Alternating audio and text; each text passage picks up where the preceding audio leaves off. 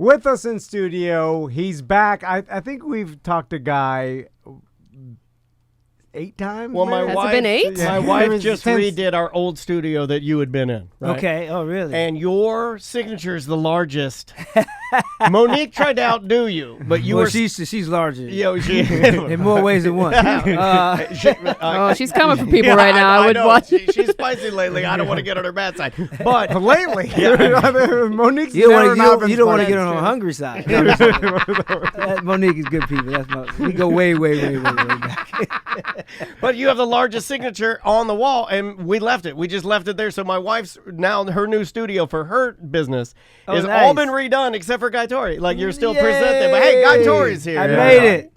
So, Guy, Made it through COVID and made it through the reconstruction. There you go. Indeed. well, since the last time we had you on, your docuseries came out in February, and from what I've read about it, I mean, it's killing. Everybody loves it. I loved it. And Yeah. Except the Emmy board. No, I'm joking.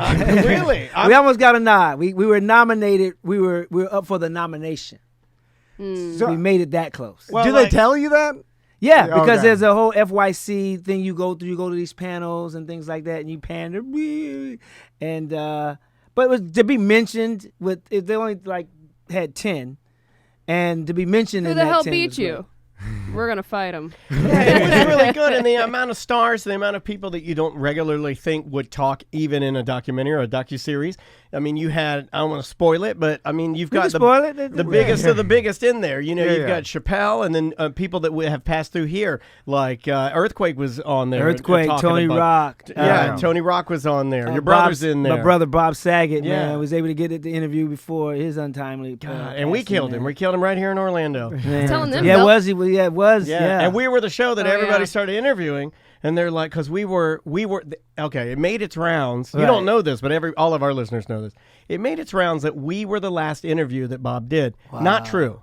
Not true. It actually was the other show you were on, the Monsters. Okay. We were one of the last. Well, it was some radio show in Jacksonville. Yeah, it was in actually. Jacksonville. Yeah, it was Jacksonville Jacksonville. actually had Because it. he performed Okay. in Jacksonville The day after, right? and then Yeah. came back to Orlando's the hotel. So it wasn't even Orlando's No. last performance. It was Jacksonville. Then he drove back all night, and then that was the night. But he passed. TMZ I got a just hold left of our Jacksonville name. too. I Uh-oh. hope I don't. Yeah, it was God you. damn it! This can't happen again. Hope I live. Lord, let me Oh live. my God, where are you staying at? You gotta watch the headboard. Make sure you're safe and padded. Well, even before we get into the documentary, I want to ask you about you've been in Florida for the past month, Right. And He looks it too, man. He looks good. He's got Well, the hat on. it's interesting. Weatherproof shorts. It's interesting that more comics don't do this. I feel like comics that maybe just getting their start, or they're driving their car, not flying, they'll stay in one area for a while and Right. hit as many Yeah. clubs.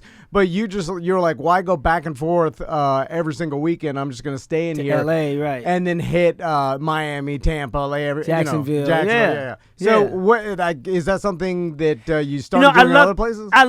It worked out this way. Okay. It worked out. I saw that I was going to be in Miami on some personal business. I was in Tampa the first weekend, and I had Orlando, right now. And I said, well, if I can get another city in, Florida, or, in between, and it was Jacksonville, fortunately came up, and I was like, I'll just stay the whole month in it's Florida. I mean, it's beautiful weather. And beautiful people, and so yeah. Well, not necessarily in August. Yeah. No, it was Just summer storms. Yeah, It's hot. it is hot, hot. and Yeah. all the ugly people are here in Well, August. This is our winter, August in Yeah, Florida. Like it this is our winter. This is the month that all Floridians It'll don't break go you. outside. Like, Beats Mississippi. yeah. That's true. That's true. You got That's beaches. true. Like it is always Yeah. breezy next to the beach. It's a little cooler. But what did you do besides work? Did you take the chance to do any vacationing, any chilling? Work. vacationing. All man. work. Didn't you watch the documentary? All he does is work. yeah. The whole Work, documentary man. should be called, hey, this guy works. Like because everybody in the documentary was saying the same Yeah, thing. yeah, yeah. Like here you are in Florida. You're describing this paradise you're in. You're dressed like you're partying, but you're not. You're No. writing jokes, No. coming up with a new concept for something that you want to do. So Yes. So what I'm have doing you a been factory reset, man. You know what a factory reset is. You got too many apps on your phone, too many files on your computer. And it's like, man, just lately, man, it's just been I got to go back to basics, man. Sometimes you get in this business. I've been in this business for 30 years. As a matter of fact, this week, 30 years ago, this week, I drove from St. Louis to L.A. Damn, to move to crazy. get into the entertainment industry, to be honest. So 30 years ago this week. That's crazy. So, and sometimes along the years, you accumulate people, unwanted people, leeches. You accumulate stuff you don't need, habits you don't need, habits. It's baggage, right? It's baggage. So Yeah. I'm like, you know what? Factory reset. I'm going back to the original settings and going back to what got me through these 30 years. Like you see the documentary, the whole Janet Jackson story, that people give me flack for. You saw her titty first. Yeah, you saw her titty first. But not that one. Right. The one original of one. I turned down going to her party Right. because I wrote 3 new jokes that day and I wanted to go work them out. Right. Well, But your brother was giving you shit about that. Yeah, he was right? giving me crap about it because Yeah. he was like, "You gonna It's miss Janet that?" Jackson. This is the funny thing about that interview. My brother's like, "You gonna turn down Janet Jackson? She can introduce you to people pushing the movies." I said, "Well, how many movies did he put you in?" Oh. You was in a movie with Janet Jackson. She didn't put you in that Right, movie. You right, met right. her on that movie. But I'm work first, man, and because you got to get the people what they want. People, they come see your shows, they come see your movies, they come see you, turn on the TV. You want to put in that work to make sure you don't disappoint them. So I'm all about work. I have my fun every once in a while. I went to where did I go? My last vacation I think was Amman, Jordan. I went over there because my nephew plays soccer over there, and I wanted to go hang out with my nephew, and I'm going to Ireland next month because he plays in Ireland now, and Snoop is doing a big concert over there. He's in the documentary, so I'm gonna go. Then that's my vacation. I went to Idlewild, Michigan, for 3 weeks, all work. People thought it was a vacation. No, I rented a beach house, a lake house, and I just was grinding, working. Yeah. If it was not vacation.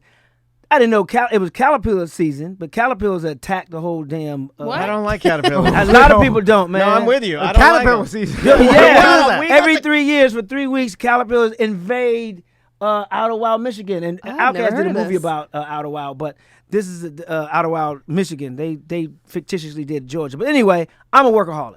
Okay, well, let's talk about that Tom's because still stuck on caterpillars. no, well, We got the stinging ones here. You seen the stinging ones? They got little mohawks. Really? Yeah, they got little mohawks on them, and they got like orange mohawks and Ooh, little I ain't white. see them. Yeah, and you'll see them out here in the spring. Oh, they'll get you good. That's like was Spike from the Gremlins? What was it? Yeah, the little the mohawk bad one. the bad one. yeah. we should figure out a different term for work and drive and ambition because I feel like the rest of the country or a lot of people hear the term work and they imagine their own work and it's miserable. Right. You know what I'm saying? And they can't imagine going and working all the time because they're like, I hate my job at Walmart or wherever the fuck. You know what I'm work saying? and job it's are different, right? Yeah, exactly. You just said it. And so it's when you're driven by your career and by your art and by your company and your success and ambition and projects and things you want to accomplish, and to you that it's probably not work like it is work to the guy who works at some cubicle in some insurance agency. Right. Yeah. Right. I love what I do. Yeah. You know, and that's what you should be doing. Yeah. And it's not really work. And in me, it's being creative. I can't turn my brain off. And you look forward to it. Absolutely. Yeah. So what's your schedule like? You're in Florida for a month. You're staying in different hotels around. So you come in, to Orlando, and what is your day like? Because I know you look really good, man. It looks like I'm back on that Peloton, man. Yeah, all right, yeah. I'm back on that Peloton. I had it since 2019. Me man. too. Yeah, we talked about it. Yeah, I forget a lot of stuff. I smoke a lot of weed. I apologize. But you can't Peloton when you're. I mean, unless you. Well, you can ride on a Peloton, I guess. I think of either things. find one in the city I'm going to at a gym, Yeah. or I'll go to like in Miami. I just joined the YMCA, and they got a spin class. So they don't have Pelotons, but it's spin You class. just But I jump have in the there, app. yeah. You put on the app, and it reads your. You can get close to it. So, Right. so what's part of your daily routine, your regimen? Is it wake up, workout, like a certain amount Wake of time, up, radio. emails, radio, Then work out. All right. Yeah, usually it's work up, work out. But when you have radio, is wake up, do press, and then really the rest of your day. So I try to get a workout in after that, and then try to write or just go around the city. And then be inspired by things. Be right? inspired like by exactly.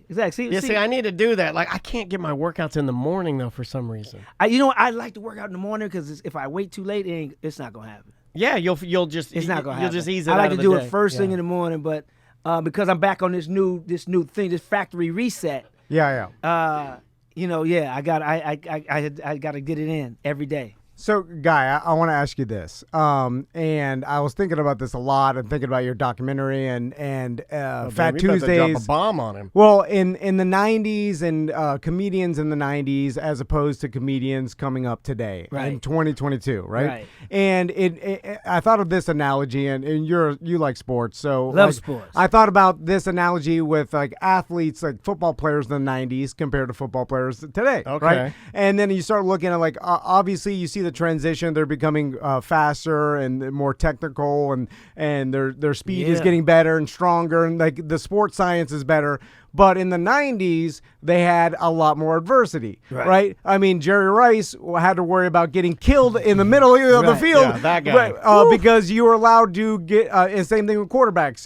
You were allowed to. Play football. Yeah, I forgot about some of those hits. If you go back and watch it, like like I'm so in new football. I'm so in new football, right? Like that's what I play on my Xbox. That's what I watch. But if you really go back on YouTube and watch some of that stuff, man, it'll blow your mind. The one that comes up the most to me, the hardest hit, was Ronaldo Skeets Nehemiah. He was an Olympic track star, but he played with the San Francisco 49ers, and he was coming across the middle, and it was a hit. As a kid, I still see that hit. If you Google it, Ronaldo Skeets Nehemiah, 49ers hit. He came across the middle, man, and I think they were playing the Falcons. I'm not sure, but he got poor Falcons.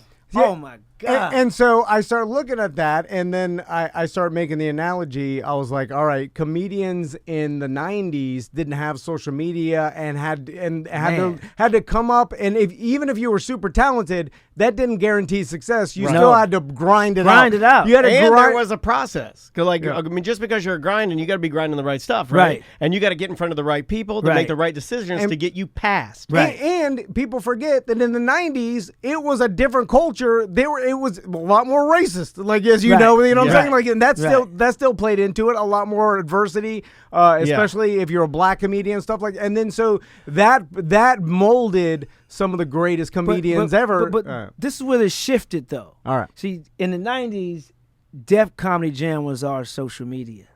BET's Comic View was black social media, basically, because that was our portal. That was my portal in the '90s.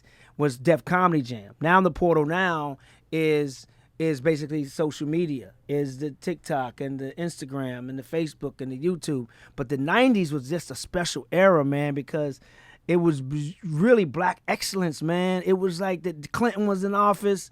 You know, we had a surplus of money. We had expendable income. You had the black fashion industry was blooming with FUBU and Fat Farm and Nietzsche. And then you had the more black magazines, the hip hop magazines, The Source and Vibe. Then you had the black sitcoms, Martin and Living Color and Living Single. Family Matters. And all those. And then you had black movies. You had the House Party and you had Boys in the Hood, and you had those Spike Lee movies. So the 90s was like a different. We were, even though there was some BS going on, because it still was kind of divided with the OJ trial, with the Michael Jackson trial. I mean, the riots. I mean, 92, the Rodney King situation. Yeah. So we had the good and the bad. So the good was the urban culture was becoming, hip hop was at its finest in the 90s.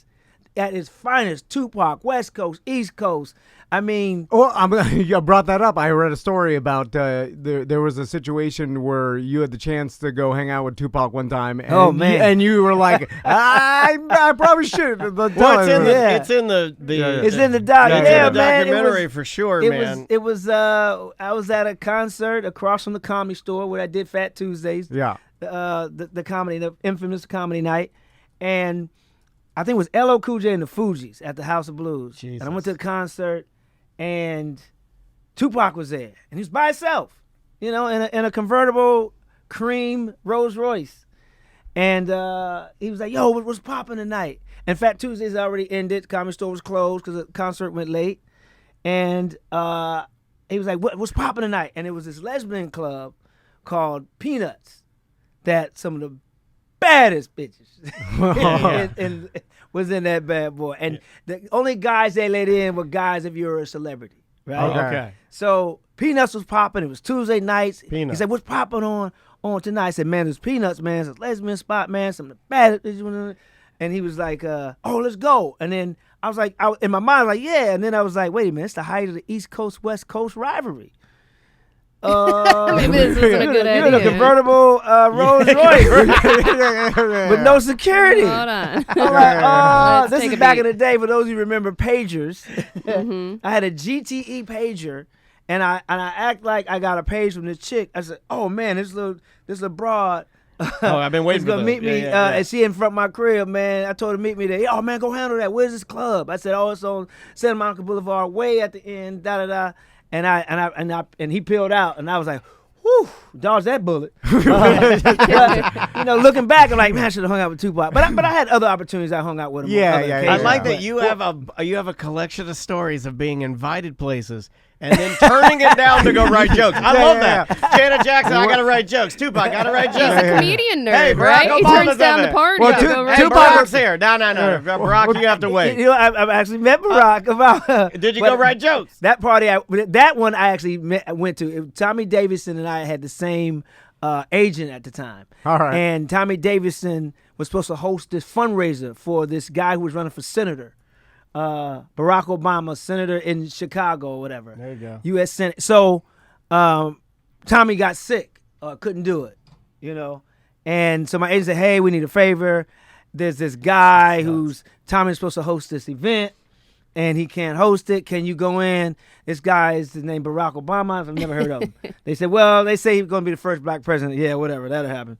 And at the time I was married, and my wife was from Southern Illinois, and that was Barack Obama's region. So she had heard of him. She said, "Oh Okay. yeah, he spoke at Clinton, and he's a good." I said, "Okay, I'll do it. No trip. No money was involved, but it was an opportunity to go." And just I'll do a fill in for a friend. Sure. you Yeah, know? yeah. And I did it, and he walks in. Barack Obama walks in with Chris Tucker, and I'm like, "Oh, okay, this is the Barack guy." And I don't know what made me keep the sticker that said Senate Obama, but I kept it, and I still have it. Oh, that's Not knowing one day that he would be a two-time president of the United Wow. States of So America, that's the two first black times president. you beat Tommy Davidson out. American History X. Oh, man. That's funny.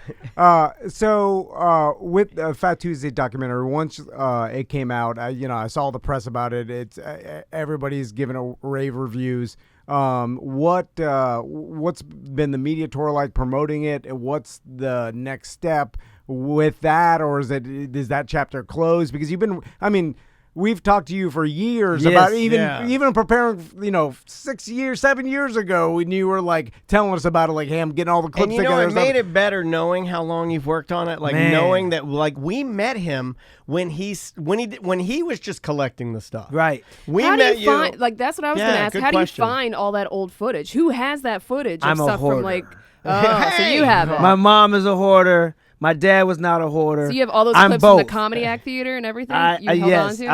I had some I had to search for, but a lot of the Fat Tuesday stuff, some stuff I did get rid of. I wish I wouldn't have, but a lot of the stuff I kept, and like my old lineups. I used to print the lineups out and had them. This is where hoarding is stuff. good, right? I know, right? We made a whole docuseries We about talk it. about hoarding a lot, like, because I'm obsessed with it, and I Yeah. want one of our listeners to let me go through, like, his or her My house, mom. because I want the poop toilet, where they poop. they have to stand on the sink to poop well, in the that's toilet. a different level. That's the end No, but level. My I mom want- was close. I want to My mom was a pizza box away from them people, man. I'm telling you, we had to move her. We had to literally move shouldn't my be mom.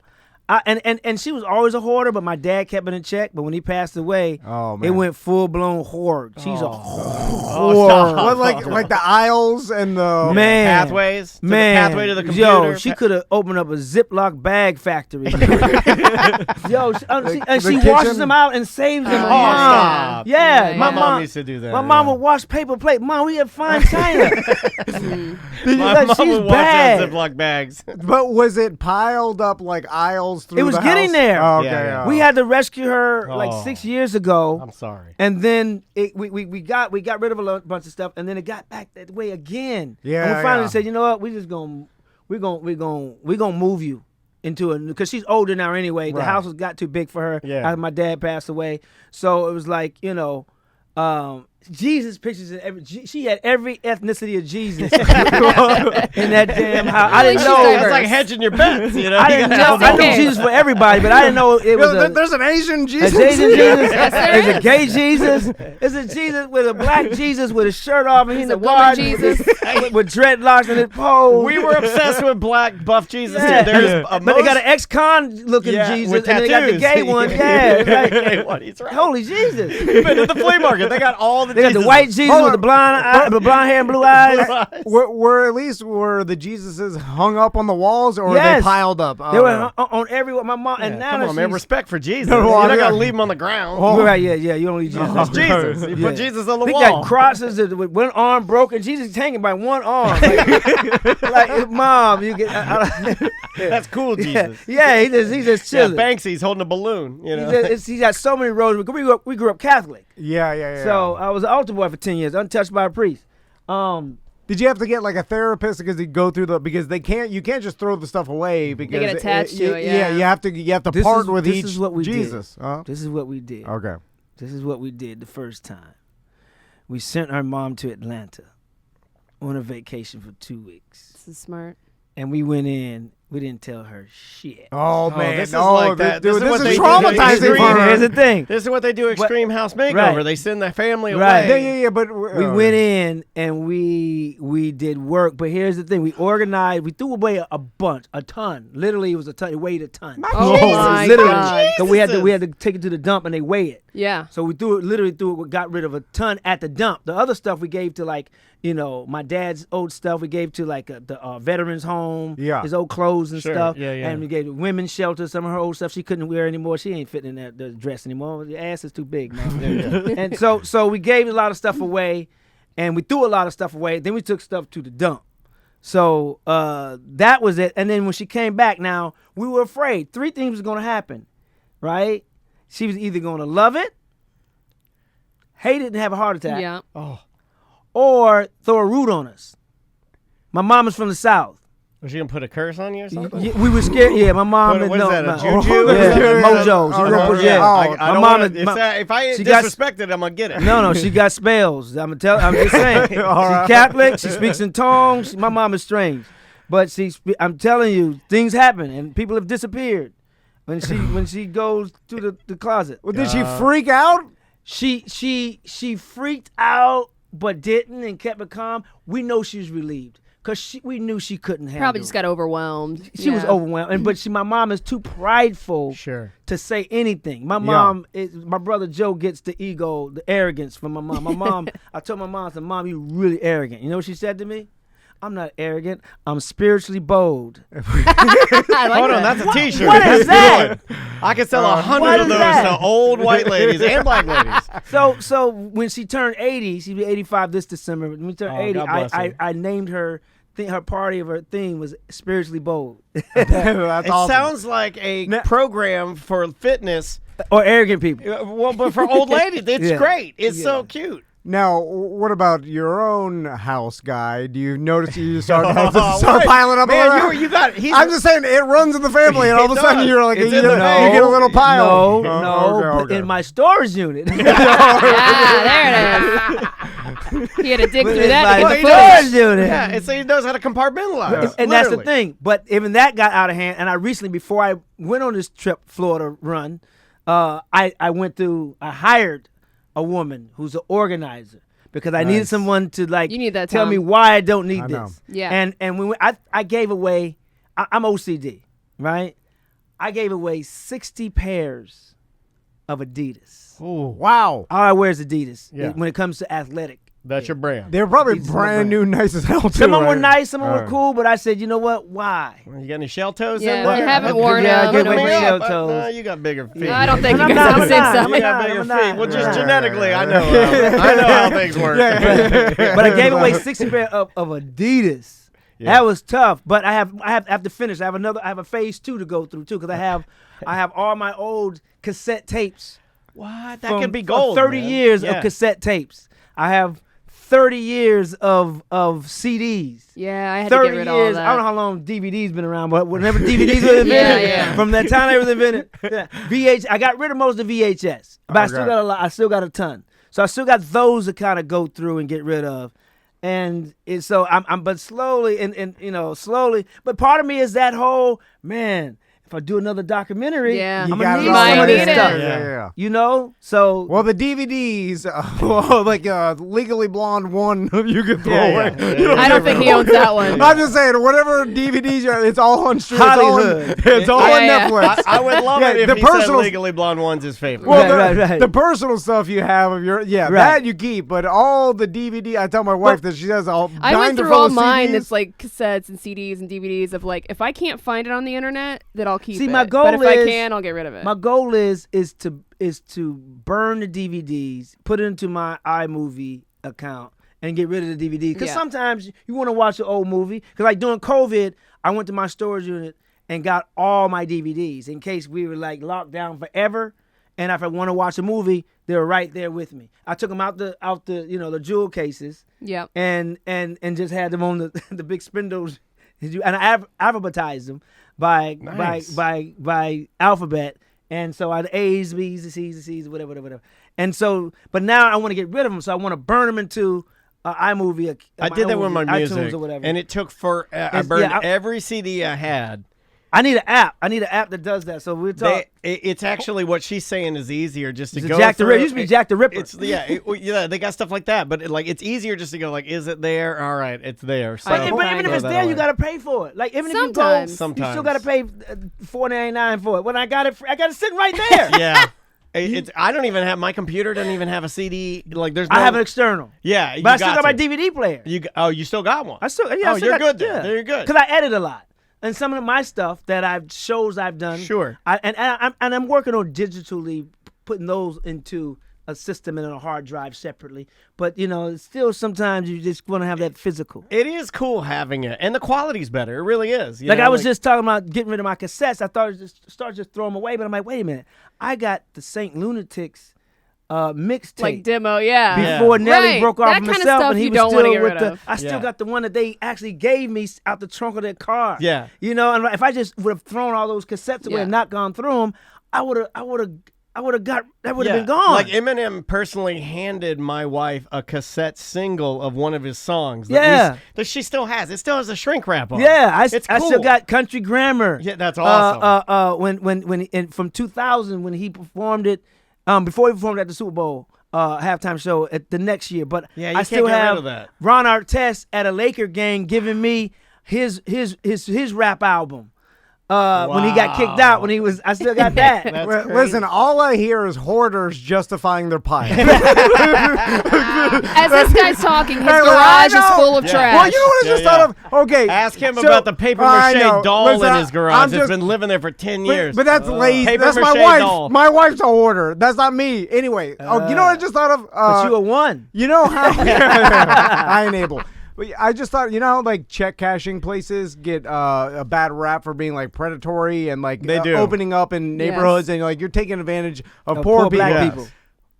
Storage unit places take advantage of hoarders because I was about to ask you. They got me. They get you in there, and then for $99 a month, and next thing you know, $400. Yes, mine is $400. And then you can't get it out. Again, you know this because you're a hoarder. I know. Do we still have our storage? No, unit? He finally cleared it out. I got a 10 by 15, man. $400, and they know you can't. Now all you have to do is they know you don't want to get rid of your stuff. It started as a storage unit for the company, and then this motherfucker started personal. He started putting his Christmas lights in there. These animatronic deer. He put some animatronic deer in there. Then he started putting his son's old baby clothes because his wife wanted to keep it because she wanted to make a quilt out of it. But next thing you know, you're paying $480 a month for something you pay $99 a month, and then you're like, you look at the one next door to you and they go, well, that's $99, and it's just because they know that you're never gonna go in there and take what it would take you 3 days. In my hoarder defense.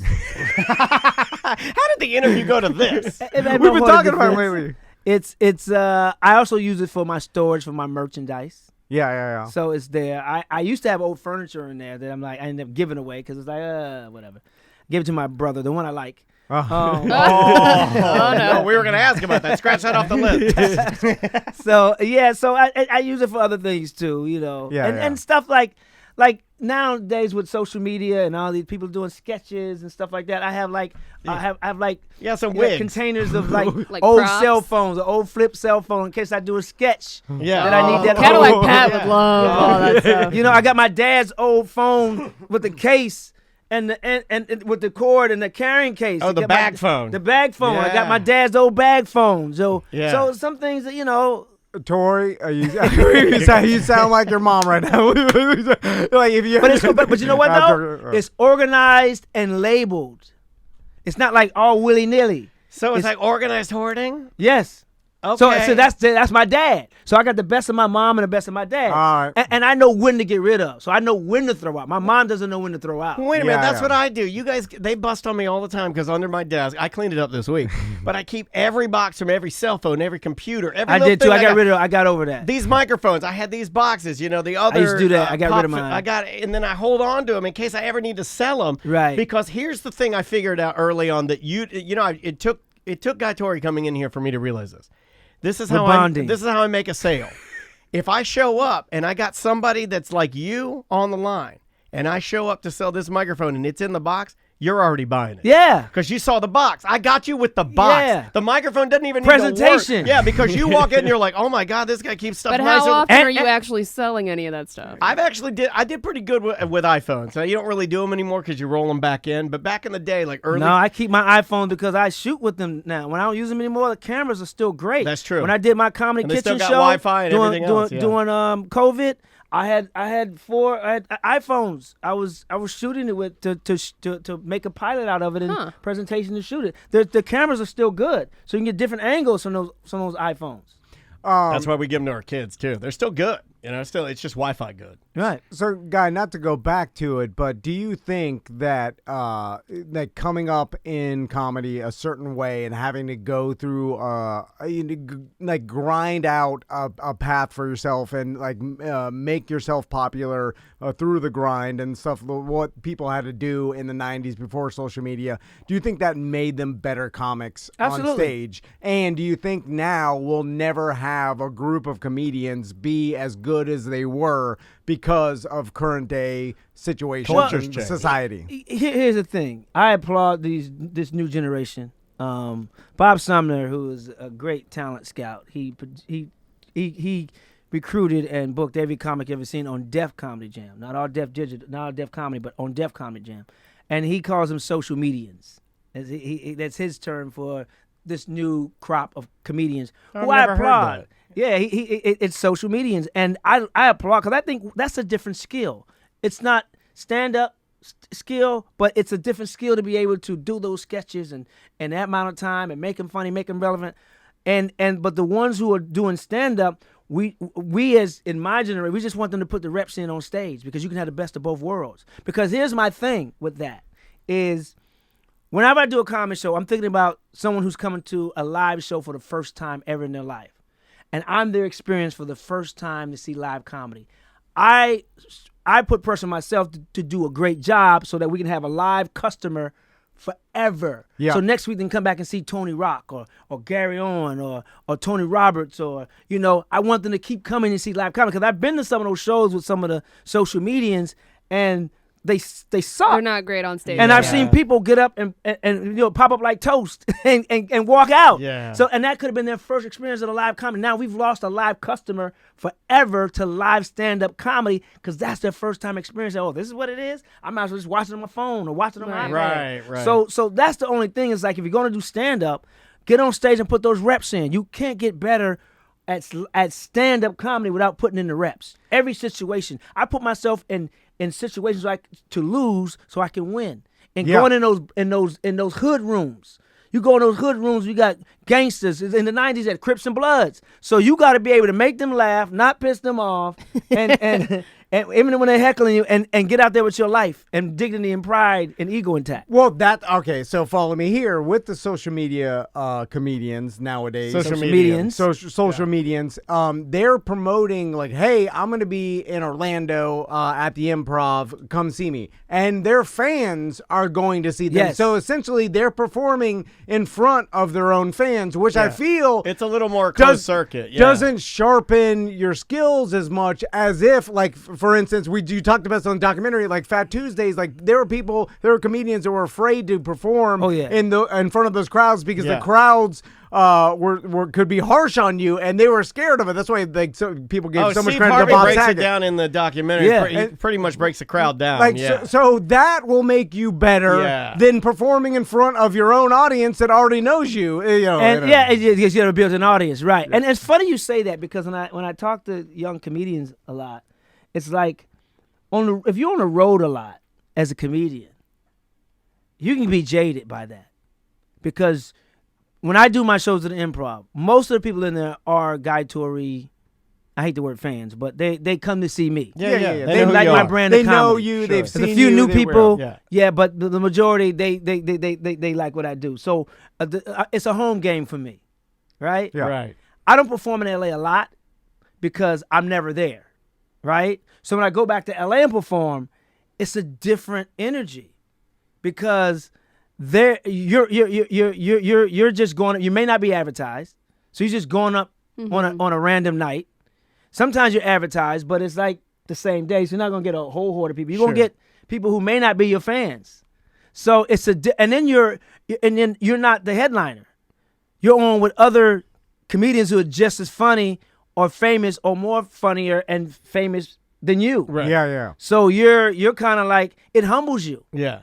It humbles you when you go back to LA or I'm sure New York, because it's like, okay, as a headliner, I'm the star. Yeah. But when you're in LA and you're in New York, you're just one of many. Check your ego at the border because you're just one of many stars. And that happens to a lot of young comedians who are the mayor, so to speak, in their town. They're the man in their town or the woman in their town. They're big fish in a little pond. And the city loves them. And they come to LA with that same mentality, and they get humbled real quick. Yeah. And you can see the soul that's left their eyes and their bodies because they get bombed. Or they're scared to go on stage because it's not a home game for them. Yeah. It's like playing in Philly or Detroit or Oakland. But that makes you better, you know?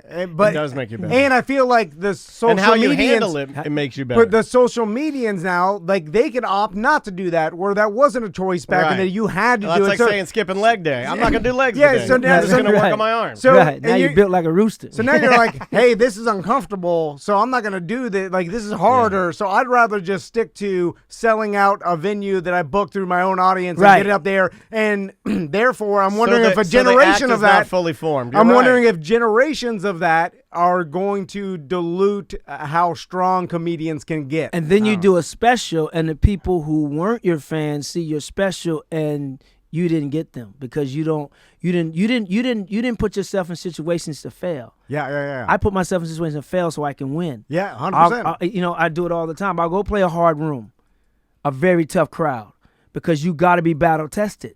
You got to put yourself to those situations. Roseanne Barr, years ago, went and did the Apollo Theater in Harlem before white people started moving to Harlem. Yeah. She went and did the Apollo because she said black audiences are honest, and they're gonna let me know if I'm funny or not.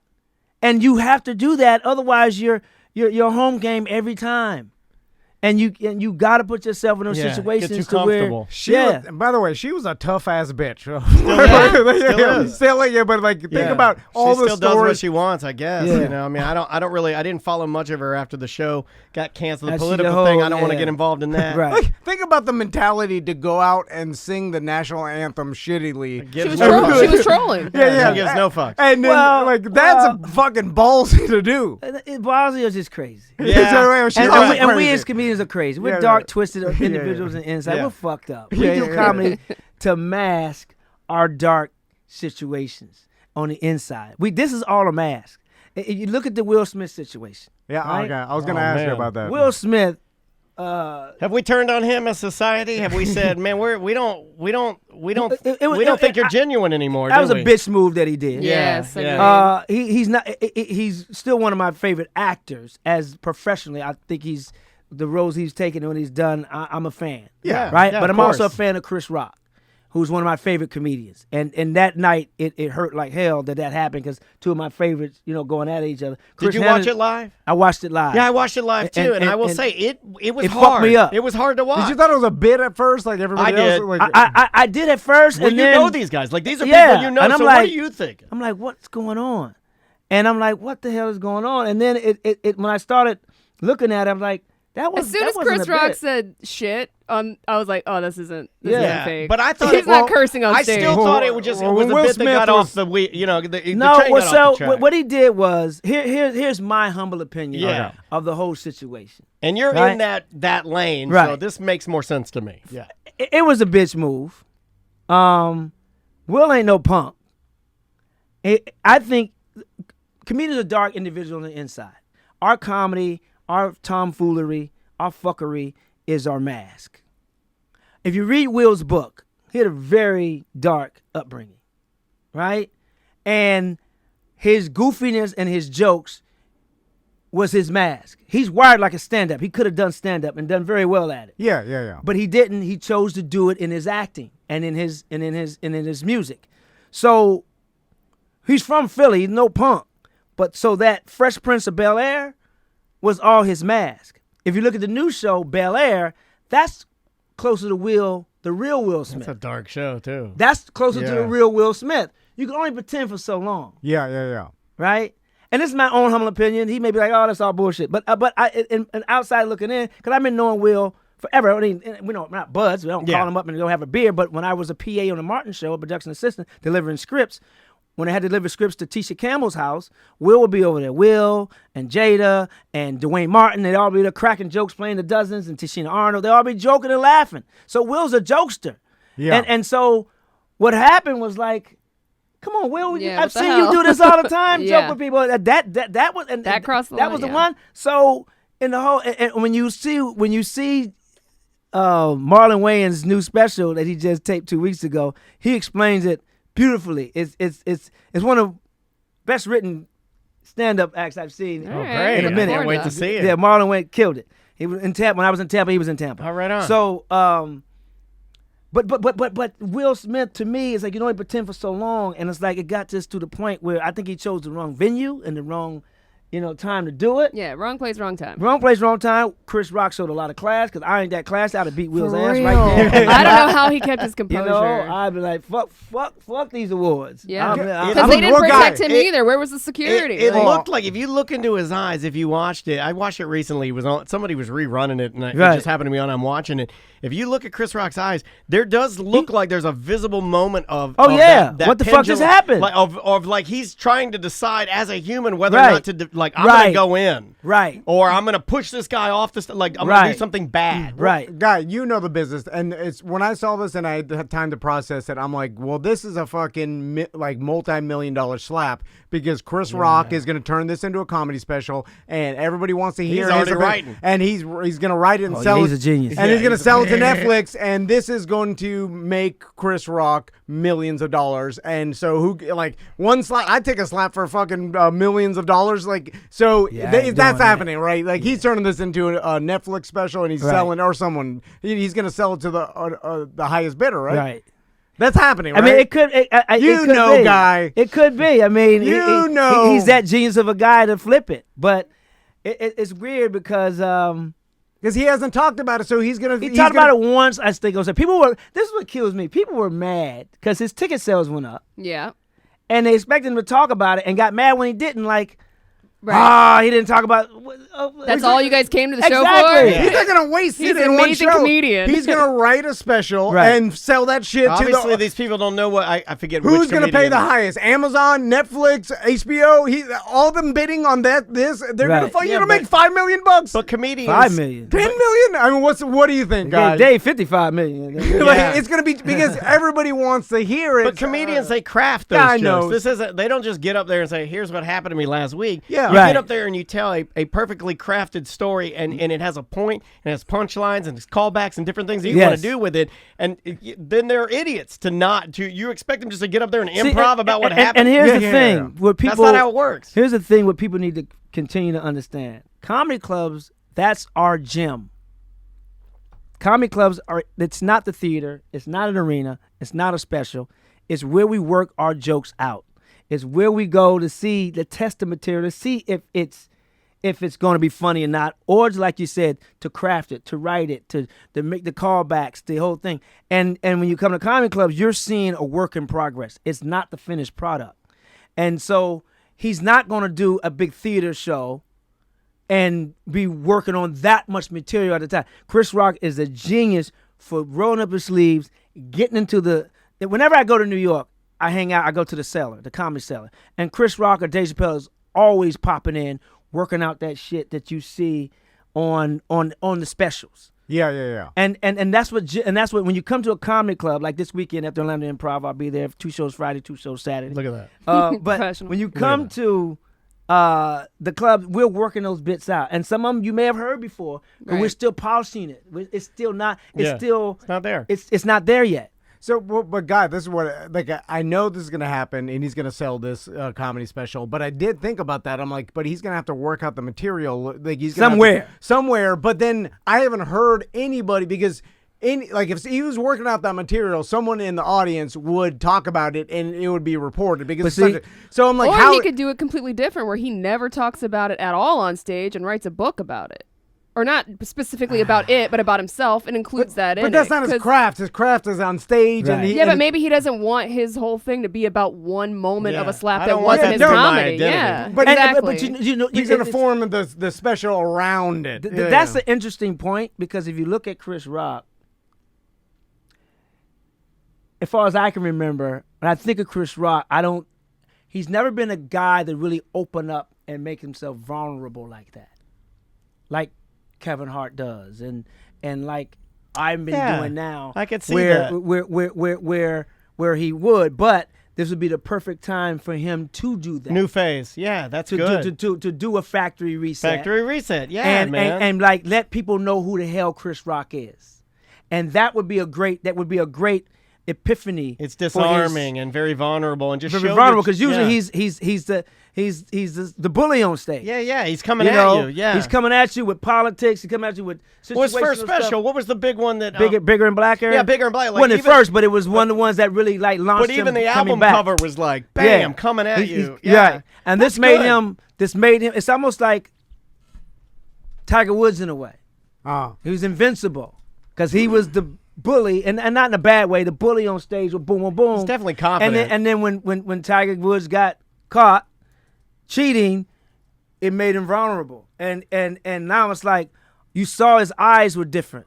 His energy was different. That's the first time I noticed that he was bald. It humanized him. Yeah. But humbled him at the same time. It did. So with Chris Rock, I think this humbled him a lot.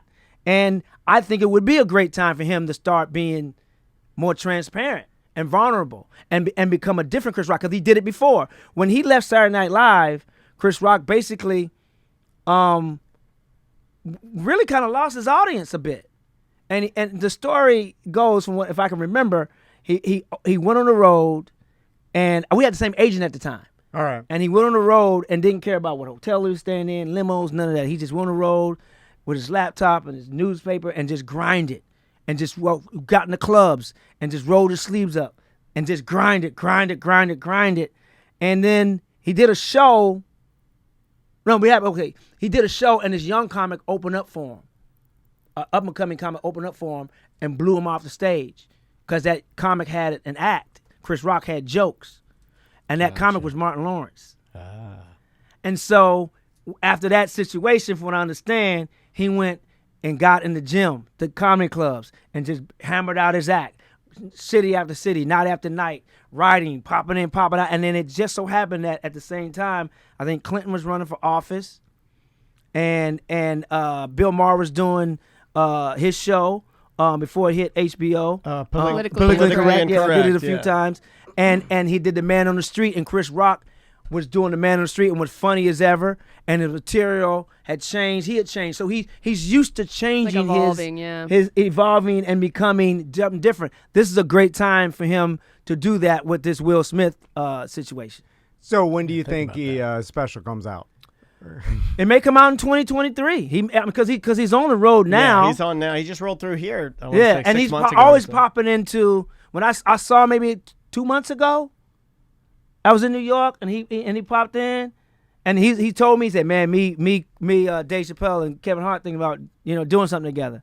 And I was like, "Wow!" Lord. And they did a couple of shows, Yeah, but that yeah. tour would Like be another stupid. Kings of Comedy type situation? Sort of that, yeah. I said, "Man, can I host?" It'll be I could see it could that. be a host. stadium Oh, tour, for sure. right? Yeah, for sure. that would kill. That'd be the biggest one. I mean, Camping World, it was Yeah. 80,000. they could do two. They could probably do 2 nights. Two if nights, they, if yeah. they wanted to Yeah, at different yeah. stadiums. I mean, that's absurd. Like It is absurd. 80,000 people you're doing stand-up comedy in front of. Yeah. That's insane. I mean, it's not great for comedy, but I Yeah. go to it. You Right, know? right, I mean, right, it's right, not going to be right, the right. funniest Right. because of just the atmosphere. The jokes Right. will be great. The energy, the atmosphere, Yeah. to say that you were there, to get you that Woodstock. Exactly. Yeah, my Like ticket's seeing- now, blah, yeah, blah, blah. I saw Guns N' Roses. It was good, Yeah. but it was a Yeah, spectacle. It The wasn't, characters. it wasn't the Roxy or the Whiskey a Go-Go, the small Yeah, intimate yeah, clubs in yeah. L.A. on Sunset that you see these, Exactly. the intimacy of you can feel the spit coming from on your Yeah. face because you're that close to You them. want that. You want that. Yeah. The different characters. But you want that $5 million a show, though.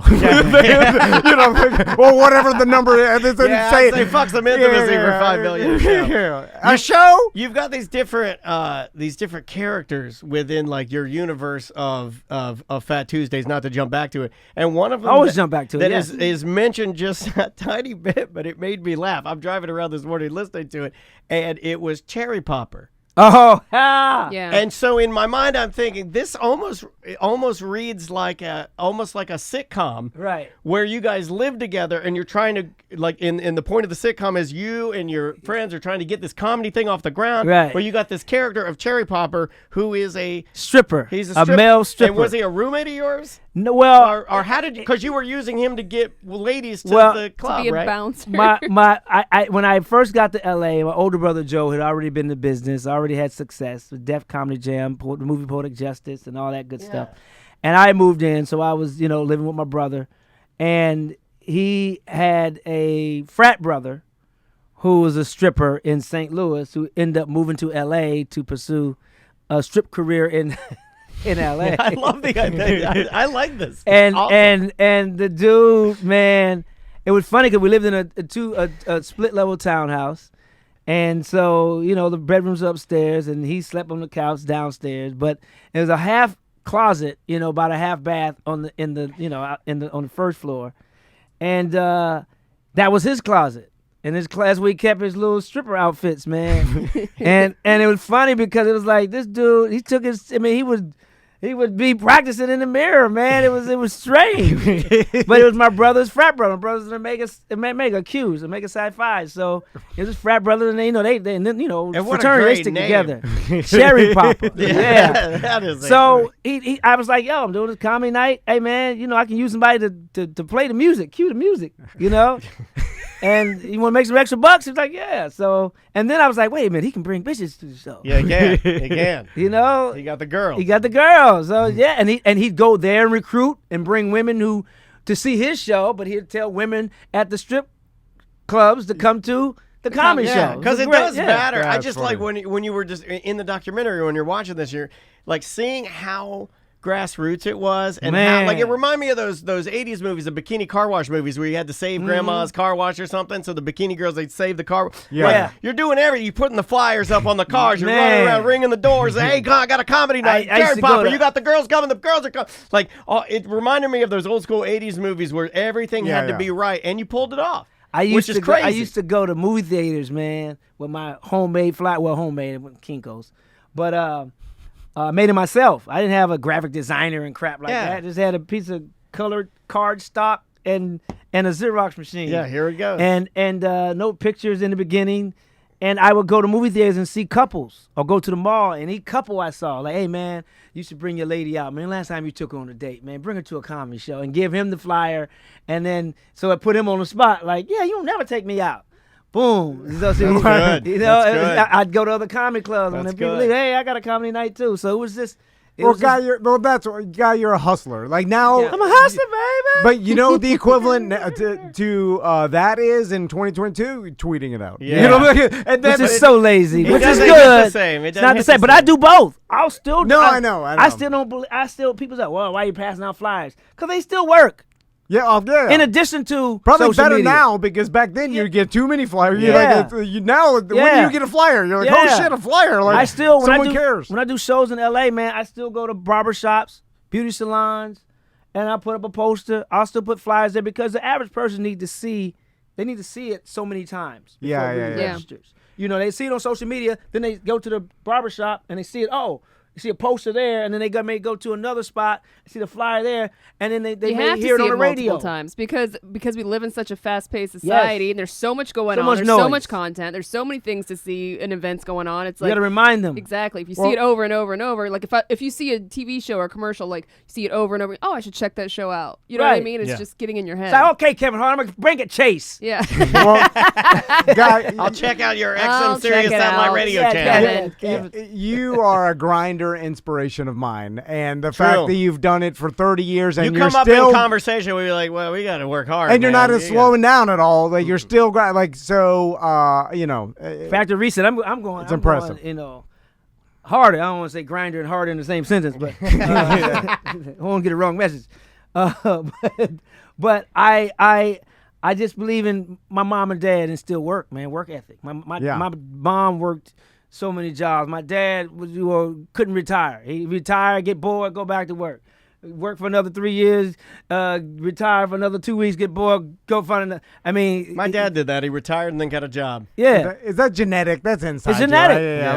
Yeah. I'm looking at my sons. I'm like, how can I teach them to be like Guy Torry? But I think like they just it is going to be It's what been a it week is. with me. then. But I don't think you can Send your learn boys that. to live with Oh, Guy you Torry. learn that. I don't think you can learn that. That's inside. Guy is going to be at the Orlando Improv. 2 shows tonight, 2 shows Saturday. Go see him. Get your Yes. tickets before it sells out because it will. It will, but get them tickets now. Scoop yeah. them up. Yeah, I'm telling you, fellas, bring your wife out. If you don't want to bring your wife out, bring your mistress. They need to laugh too. Your They do. side piece, your jump off. Bring your wooga mugga. Hold on, What a is second. that? I don't know what a wooga mooga is. That's an ugly chick. Oh, okay. Ugly women need to laugh too. Yeah, Ugly yeah. guys need to laugh too. And I'm a wooga mugga male.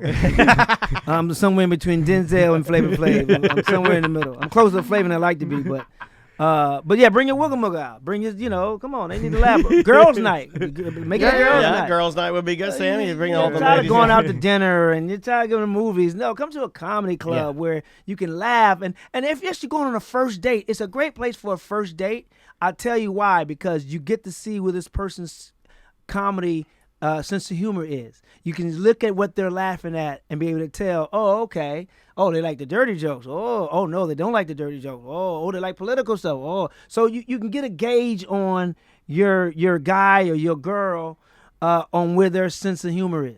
Or they could start talking throughout the show, and then you're like, "This is the worst person in the world." And Right. And you can have security Or- escort them out, and you can stay for the show. Or not laugh at all. If they ain't laughing at a professional comedian, then don't get mad if they're not laughing at your That's joke. true. Yeah, you can get up Last and go question. to the back and sit alone and laugh. Guy, last question, I promise. But have you noticed that audiences are different since pandemic and stuff? We've noticed we've had some experiences where people are talking more. People There's like more animals. hecklers. They're losing their mind. Being disrespectful at shows. Yeah, being basically. disrespectful. You haven't noticed that? No, All right. they Okay. once Well, I hit the let's stage, hope I we set the tone up top. All right. Oh, That's so- true. yeah, It's, yeah, it's yeah. tone like a up top. referee of a game. You know, Yeah, if you yeah. stay in control of the game, Yeah, it's like, you're in yo. control of the game. Yeah, it's Gotcha. like, yo, I would tear your ass up. Yeah, You know? yeah. That's Tear true. your ass Too up. much I have no experience to feelings, fuck no with conscience. guys. Yeah. Yeah. I'm You're I- sitting in the front and you're talking, sir. You're about to get disassembled. You sit in the back and talk, and Yeah, I'm you're about to come get back there and disassembled. get that ass. Well, we love you, man. Thanks so much for always, just always being the I coolest couldn't guest. wait, man. I couldn't wait to get Well, here, we couldn't man. wait Thanks, to man. have you back. So, guys, first thing you got to do is you got to go see him this weekend. Yeah. Second thing you got to do is check out the doc. It's a series too, 3 parts. You can Three-part check it. series. Amazon. And I know you teed it up earlier in the show, so let's get back to it. Let's be honest, or let's pay it off. I'm working on a season 2. All right. Okay. It's a brand. When I created it, I've been working on it for 13 years, the whole Fat Tuesday thing, 9 Underground. It wasn't until like 3 or 4 years ago I took it to my agency office that it was like, oh, you got something here. So when I first created it, people were saying, oh, documentaries don't make money. It's a passion project. You have a hard time selling it. So what I did was I created 6 other shows connected under that brand. So where is a scripted version, in like half hour or hour form. There's a feature film, and there's also other components of the Fat Tuesdays brand that is coming. There's a podcast. Nice. I can't say the name of it because I haven't secured the name yet, but I will. And a whole series of Fat Tuesdays. We have to call it Obese Tuesdays. I love it. Well, I knew a guy because I'm like, guy, he's gonna turn this into other. Well, I watched all to the 3 wheel. episodes. I watched all 3 episodes and I was like, man, I wish there were more. Yeah, she like, said and I appreciate that because they're what it is when I was doing it a while ago, when I was before Amazon, before Reggie Hudlin, the great Reggie Hudlin who directed it. When I was doing my own interviews, for the sizzle. A sizzle is what you put together a presentation to pitch it, to go out and sell it. I know you all know, but for the listeners. Sure. So I was doing these interviews, and like there's so many stories we had to cut, so many origin stories that were so great that like man, we can't put it for time and for like the it didn't really fit the narrative. We had to cut, and then this time when we were doing it. I mean, some of the origin stories, J.B. Smoove has a great origin story of him first coming to L.A. And it was so long and so funny, but we couldn't use it. Right. Lunel has a great origin story. Oh, gosh, she was funny. Just my a little God. clip she played in there. Flame Monroe, the transgender comedian, had a great origin story. That's awesome. So all these Cedric the Entertainer, so they have these origin stories that kind of like ended up on the cutting room floor. Yeah, so it's like too much good stuff to waste. Too much good you stuff. got to put it so, back in there. That's what we're talking about now. Is Awesome. bringing those back to life. Well, so we can't wait. Makes sense. It's on Amazon right now. Make sure and check it out. And theimprovorlando.com. Thank you so much, man. Thanks for having me. Always a pleasure coming, man. I always look forward to this.